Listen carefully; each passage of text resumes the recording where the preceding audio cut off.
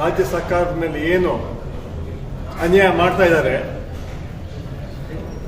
ಅದರ ವಿರುದ್ಧ ಪ್ರತಿಭಟನೆ ನಾಳೆ ರಾಜ್ಯದ ಎಲ್ಲ ಸಂಸದರು, ಶಾಸಕರು, ವಿಧಾನ ಪರಿಷತ್ ಸದಸ್ಯರು ಎಲ್ಲ ನಾಳೆ ಭಾಗವಹಿಸ್ತಾರೆ. ಇವತ್ತು ಸಾಯಂಕಾಲ ಮಟ್ಟಿಗೆ ಎಲ್ಲ ಬರ್ತಾರೆ. ನಮ್ಮ ಬೇಡಿಕೆ, ಯಾಕೆ ಈ ರೀತಿ ನಮ್ಮ ಮೇಲೆ ಅನ್ಯಾಯ ಮಾಡ್ತಾ ಇದ್ದೀರಾ? ಅಸೆಂಬ್ಲಿ ಚುನಾವಣೆಯಲ್ಲಿ ಜನ ಕಾಂಗ್ರೆಸ್ ಪಕ್ಷಕ್ಕೆ ಆಶೀರ್ವಾದ ಮಾಡಿದ ನಂತರ ನಿರಂತರ ಹಲವಾರು ವಿಚಾರಗಳಲ್ಲಿ ತಾವು ಮಲ್ತಾಳೆ ತೋರಿಸ್ತಾ ಇದ್ದೀರಾ. ಅದರ ವಿರುದ್ಧ ನಾವು ನಾಳೆ ಪ್ರತಿಭಟನೆ ಮಾಡ್ತಾ ಇದ್ದೀವಿ. ಅದು ಮಾದಾಯ ವಿಚಾರ ಇರ್ಬೋದು, ಅಕ್ಕಿ ವಿಚಾರ ಇರ್ಬೋದು. 4 ತಿಂಗಳಾಗಿದೆ ಬರ ಬಂದು. ರಾಜ್ಯದಿಂದ 17,000 ಕೋಟಿ ಬಿಡುಗಡೆ ಮಾಡಿದ್ದ ಏನು ಒತ್ತಾಯ ನಾವು ಮಾಡಿದ್ವಿ. ಪ್ರೈಮ್ ಮಿನಿಸ್ಟರ್ ಪತ್ರ ಬರೆದ್ವಿ, ಮುಖ್ಯಮಂತ್ರಿಗಳು ಪ್ರೈಮ್ ಮಿನಿಸ್ಟರ್ ಭೇಟಿ ಮಾಡಿದ್ರು. ಅವ್ರ ಟೀಮ್ ಬಂದರೂ ಕೂಡ ಇಲ್ಲಿವರೆಗೂ ಒಂದೇ ಒಂದು ರೂಪಾಯಿ ಬಿಡುಗಡೆ ಮಾಡಬೇಕು. ಇದು ನಾಚಿಕೆ ಆಗಬೇಕು ಬಿಜೆಪಿ ಸರ್ಕಾರಕ್ಕೆ. ಇದೊಂದು ಕೂಡ ರಾಜಕಾರಣ ಮಾಡ್ತೀರಾ? ಅಕ್ಕಿಯಲ್ಲಂತೂ ರಾಜಕಾರಣ ಮಾಡ್ತಾ ಇದ್ರಿ, ಬರ್ದಲ್ಲೂ ರಾಜಕಾರಣ ಮಾಡ್ತೀರಾ? ಯಾಕೆ ಈ ತರ ಮಾಡ್ತೀರಾ? ಯಾಕಂದ್ರೆ ಜನ ಕಾಂಗ್ರೆಸ್ ಪಕ್ಷ ವೋಟ್ ಹಾಕಿದ್ದಕ್ಕ. ಆ ವಿಚಾರವಾಗಿ ನಾಳೆ ನಮ್ಮ ಪ್ರತಿಭಟನೆ ನಾವು ಮಾಡ್ತಾ ಇದ್ದೀವಿ. ನಮ್ಮ ಹಕ್ಕಿಗೆ ನಾವು ಹೋರಾಟ ಮಾಡ್ತಾ ಇದ್ದೀವಿ. ಯಾಕಂತ ಹೇಳಿದ್ರೆ ಇಂಥ ಕೇವಲ ಒಂದೇ ಒಂದು ದೃಷ್ಟಿ ಇಟ್ಕೊಂಡು ಲೋಕಸಭೆಯಲ್ಲಿ ಕರ್ನಾಟಕದಲ್ಲಿ ಕಾಂಗ್ರೆಸ್ಸಿನ 20ಕ್ಕೆ ಜಾಸ್ತಿ MP ಗೆಲ್ತಂತ ಏನು ಸೂಚನೆ ಸಿಕ್ಕಿದೆ, ಅದನ್ನ ಹಾಳು ಮಾಡ್ಲಿಕ್ಕೆ ಹೊರಡಕ್ಕೆ ಬಿಜೆಪಿ ಹೊರಟಿದ್ದಾರೆ. ಮೊದಲೇ ಅಕ್ಕಿ ಬಗ್ಗೆ ತಮಗೆಲ್ಲ ಗೊತ್ತಿದೆ. ಅಕ್ಕಿ ಕೊಡಕ್ಕೆ ಅಲ್ಲೂ ರಾಜಕಾರಣ ಮಾಡಿದ್ರು. ಅದೇ ರೀತಿ ಬೇರೆ ಈ 17,000 ಕೋಟಿ ಬಿಡುಗಡೆ ಮಾಡಿ ಅಂತ ಒತ್ತಾಯ ಮಾಡ್ತಾನೆ ಇದ್ರಿ. ನಮ್ಮ ಎಲ್ಲ ಮಂತ್ರಿಗಳು ಬಂದ್ರು, ಮುಖ್ಯಮಂತ್ರಿಗಳು ಬಂದು ಪ್ರೈಮ್ ಮಿನಿಸ್ಟರ್ ಭೇಟಿ ಮಾಡಿದ್ರು. ಇಲ್ಲಿ ಒಂದು 100 ರೂಪಾಯಿ ಯಾಕೆ? ಅದರಿಂದ ಇದ್ರಲ್ಲಿ ಅರ್ಥ ಆಗತ್ತೆ, ಕೇವಲ ರಾಜಕಾರಣಕ್ಕೆ ರಾಜಕಾರಣ ತಾವು ಮಾಡ್ತಾ ಇದ್ರು. ಕೇವಲ ಲೋಕಸಭಾ ಚುನಾವಣೆಯಲ್ಲಿ ಕರ್ನಾಟಕದಲ್ಲಿ ಒಳ್ಳೆ ರಿಪೋರ್ಟ್ ಬರುತ್ತೆ ನಿಮ್ಮ ಮಾಹಿತಿ ಬಂದಿದೆ. ಅದರಿಂದ ಜನರಿಗೆ ಇವತ್ತು ತೊಂದರೆ ಆಗಲಿ ಅಂತ ಹೇಳಿ ನೀವು ಮಾಡ್ತೀರಾ. ನಮ್ಮ ಸರ್ಕಾರ ಬಂದು 7 ತಿಂಗಳಾಯ್ತು, ನುಡಿದಂತೆ ನಡೆದಿದ್ದೀವಿ. ನಾವು 5 ಗ್ಯಾರಂಟಿಗಳೇನು ಘೋಷಣೆ ಮಾಡಿದ್ದೀವಿ, 5 ಗ್ಯಾರಂಟಿಗಳು ಅನುಷ್ಠಾನ ತಂದಿದ್ದೀವಿ. ರಾಜ್ಯವನ್ನು ಸರ್ವ ಜನಾಂಗದ ಶಾಂತಿಯ ತೋಟ ಮಾಡಲಿಕ್ಕೆ ಹೊರಟಿದ್ದೀವಿ. ಸರ್ವರಿಗೂ ಸಮಪಾಲು, ಸರ್ವರಿಗೂ ಸಮಬಾಳು ನಮ್ಮ ಸಂಕಲ್ಪ. ಆ ಮೂಲಕ ರಾಜ್ಯದ ಒಳ್ಳೆ ಸರ್ಕಾರ ನಾವು ಕೊಡ್ತಾ ಇದ್ವಿ. ಜನ ಇವತ್ತು ಕಾಂಗ್ರೆಸ್ ಸರ್ಕಾರ ಪರವಾಗಿದ್ದಾರೆ. ಆ ಹಿನ್ನೆಲೆ ಇವತ್ತು ತಮಗೆ ಬಹಳ ಚಿಂತೆ ಆಗಿದೆ.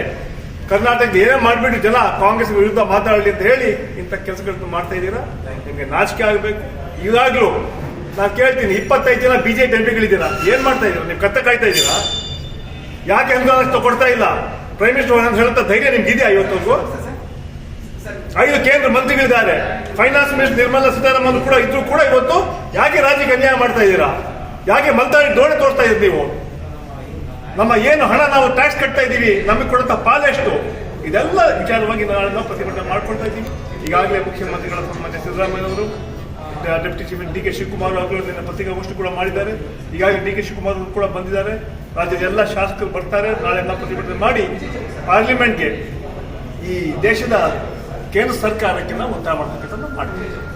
17,000 ಕೋಟಿ ದುಡ್ಡು ಕೇಳಿದ್ದು ನಾವು ತಪ್ಪ, ಪತ್ರ ಬರೆದಿದ್ದು ನಾವು ತಪ್ಪ, ಕೇಳಿದ್ದು ನಾವು ತಪ್ಪ. ಇದು ರಾಜಕೀಯ ಹೆಂಗಿದೆ? ಬಿಜೆಪಿ ಕೂಡ ಬರಬೇಕು, JDS ಕೂಡ ಬರಬೇಕು ನಮ್ಮ ಹೋರಾಟಕ್ಕೆ. ರಾಜ್ಯದ ಹಿತದೃಷ್ಟಿಯಿಂದ ನೀವು ನಮಗೆ ಸಹಕಾರ ಕೊಡಬೇಕು. ಇದನ್ನು ಕೂಡ ರಾಜಕಾರಣ ಮಾಡ್ತೀರಾ? ಏನ್ ಪೊಲಿಟಿಕ್ಸ್ ನಾವು ಮಾಡ್ತಾ ಇದೀವಿ?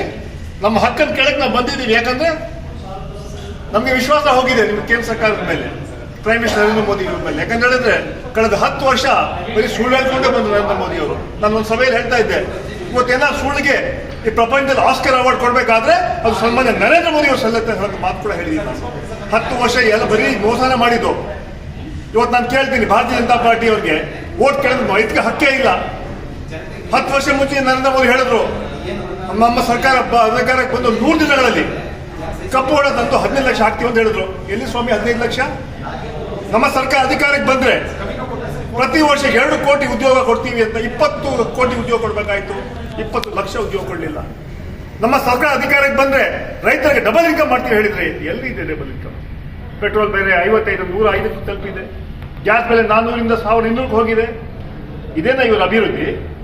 ಕೇವಲ ಶ್ರೀಮಂತ ಪರವಾಗಿದ್ದ ಸರ್ಕಾರ ಕೇಂದ್ರ ಬಿಜೆಪಿ ಸರ್ಕಾರ ಅನ್ನ ಹೇಳಕ್ ತೋರಿಸ್ತಾ ಇದೆ. ಒಟ್ಟಾಗಿ ನಮ್ಮ ಹೋರಾಟ ನಿರಂತರ. ಮುಂದಿನ ಈ ಚುನಾವಣೆಯಲ್ಲಿ ಇನ್ನ 3 ತಿಂಗಳು ನಾವು ಜನರ ಹತ್ರ ಹೋಗ್ತೀವಿ. ನಾವು ಈ ಭ್ರಷ್ಟ ಏನು ಕೇಂದ್ರ ಸರ್ಕಾರ ವಿರುದ್ಧ ಹೋರಾಟ ಮಾಡ್ತೀವಿ ನಾವು. ಮತ್ತೆ ಈ ಬೆಲೆ ಏರಿಕೆ ಬಗ್ಗೆ ಹೇಳಿ ಬಿಜೆಪಿಯವ್ರನ್ನ ವಿಚಾರಗಳನ್ನ ಹೇಳೋದ ಕೆಲಸ ನಾವು ಮಾಡ್ತೀವಿ. ಕರ್ನಾಟಕದಲ್ಲಿ ಕನಿಷ್ಠ 20 ಸೀಟ್ ನಾವು ಗೆಲ್ತೀವಿ ವಿಶ್ವಾಸ ನಾವು ವ್ಯಕ್ತಪಡಿಸ್ತಾ ಇದ್ದಾರೆ. ಅದಕ್ಕೆ ಇವ್ರಿಗೆ ತೊಂದರೆ ಆಗಿದೆ. ಅದಕ್ಕೆ ಹಣ ಬಿಡುಗಡೆ ಮಾಡ್ತಾ ಇಲ್ಲ. ಅದಕ್ಕೆ ನಾವು ಕೊಟ್ಟಂತ ಯಾವುದೇ ಒಂದು ಅನುದಾನ ಕರ್ನಾಟಕಕ್ಕೆ ಬರ್ತಾ ಇಲ್ಲ. ಬಜೆಟ್ ಅಲ್ಲೂ ಕೂಡ ಏನು ಕೊಟ್ಟಿದ್ದಾರೆ. ಸೊ ಅದರಿಂದ ವಿಚಾರವಾಗಿ ನಾವು ಹೋರಾಟ ಮಾಡ್ತೀವಿ.